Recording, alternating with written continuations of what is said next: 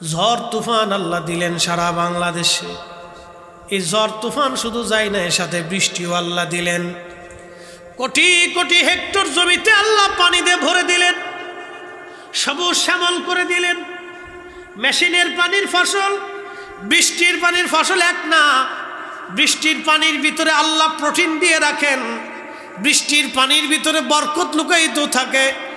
ওই বৃষ্টির পানি যখন জমিনের মধ্যে পড়ে, জমিন সজীব হয়ে যায়, জমিনে ফসল বেড়ে যায়, গাছ তরুলতা সজীব হয়ে ওঠে।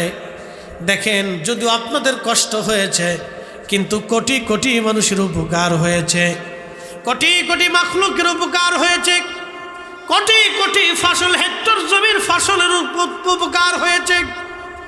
যদিও আপনাদের অনেকের ক্ষতি হয়েছে, কিন্তু কোটি কোটি মানুষের উপকার হলো।